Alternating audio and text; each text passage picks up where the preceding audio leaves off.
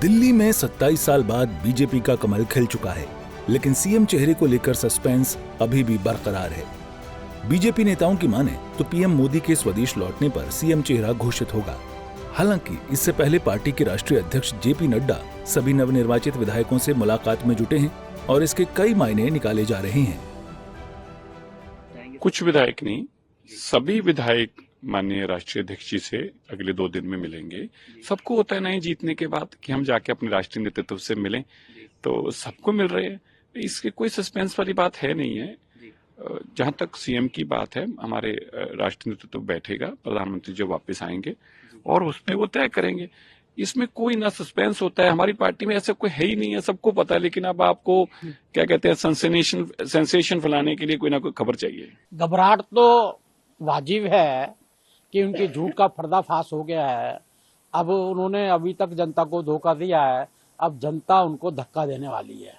इसलिए जो दिल्ली में हुआ है, आज पंजाब की जनता भी समझ गई है कि हमारे साथ बहुत बड़ा धोखा हुआ है और पंजाब की जनता भी और पंजाब के एमएलए भी चाहते हैं इनसे छुटकारा मिले। उसका पर्दे से सारा दिखाई भी दे रहा है और मुझे लगता है कि ये कहीं ना कहीं पंजाब इस गिरोह से जल्दी छुटकारा पाएगा। दिल्ली में जीत का परचम लहराने के बाद बीजेपी के प्रदेश अध्यक्ष वीरेंद्र सचदेवा और चुनाव प्रभारी वैजयंत पांडा ने राज्य इकाई की बैठक बुलाई है, जिसमें चुनाव परिणाम को लेकर समीक्षा की गई।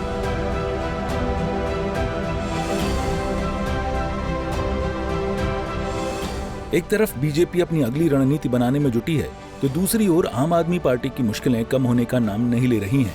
ओखला से विधायक अमानतुल्लाह पर पुलिस ने मामला दर्ज किया है और अब गिरफ्तारी की तलवार लटक रही है। अमानतुल्लाह खां आपराधिक चरित्र के आदमी हैं। पहले भी उन पर कई मुकदमे चल रहे हैं, जहां बार बार वो कानून के साथ खेलने की कोशिश करते हैं।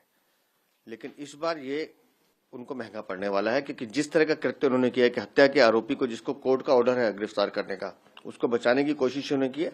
कानून अपना काम करेगा, लेकिन ऐसे लोगों को कानून सख्त से सख्त सजा दे, ऐसा हम निवेदन करते हैं। चुनाव के बाद भारतीय जनता पार्टी हमेशा अपने सभी साथियों के साथ बैठ के उस चुनाव की समीक्षा भी करती है और ये भी देखती है कि हमने उस चुनाव में क्या क्या चीजें हैं जो आगे भविष्य में सुधारनी है। तो इस तरह का ये हमारी संगठन की प्रक्रिया का हिस्सा है।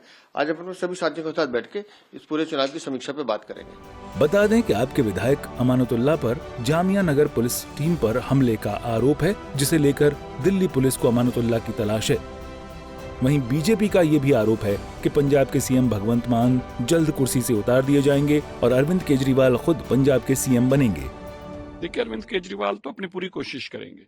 भगवंत मान अगले 15 दिन 1 महीना, जैसे कहते हैं ना कि कोई मरीज अस्पताल में दाखिल होता, कहते हैं 72 घंटे बड़े क्रूशियल हैं। अगले 15-20 दिन अब भगवंत मान जी के लिए बहुत क्रूशियल है। 1 महीना खूब बदनाम करेंगे भगवंत मान को, सारे इल्जाम उस पर लगाएंगे। करप्शन से लेके पैसा लूटा, परिवार ने पैसा लूटा, ड्रग्स आई है पंजाब में, औरतों को 1000 नहीं मिला, बहुत कुछ उस पर लगाए जाएंगे एलिगेशन। और फिर उसके बाद उसको हटाया जाएगा। जैसे पंजाब के हेल्थ मिनिस्टर को, सिंगला को उठा के बंद कर दिया था बिना किसी एविडेंस, कोई बात ही नहीं थी, वहां पास ऑडियो रिकॉर्डिंग है, वो कहाँ है आज तक नहीं पता चली। ऐसे ही भगवंत मान को हटाया जाएगा। अब हटाने के बाद क्या अरविंद केजरीवाल मुख्यमंत्री बन पाएंगे? मैं नहीं मानता, संभावना नहीं है। अरविंद केजरीवाल कोशिश जरूर करेंगे, लेकिन इसमें नाकाम होंगे। पंजाबी कभी बर्दाश्त नहीं करेंगे। देखिए, मुझे ऐसा लगता है कि अरविंद केजरीवाल अपनी दिल्ली विधानसभा की चुनाव की हार और खुद विधानसभा का सदस्य ना चुना जाना, उनके लिए उनकी पार्टी का अस्तित्व खतरे में नजर आ रहा है।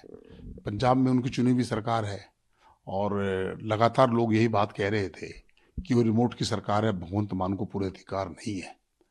जब अरविंद केजरीवाल के हारने के बाद निश्चित तौर पर पंजाब के अंदर एक ऐसा दौर शुरू हो गया है कि मुझे नहीं लगता कि कल उनके जितने मेंबर्स एमएलए हैं वो आए होंगे। और इस बात का संदेह कांग्रेस भी कह रही है कि हम उनके संपर्क में हैं। भारतीय जनता पार्टी का इससे कोई लेना देना नहीं है, मैं स्पष्ट कर दूं।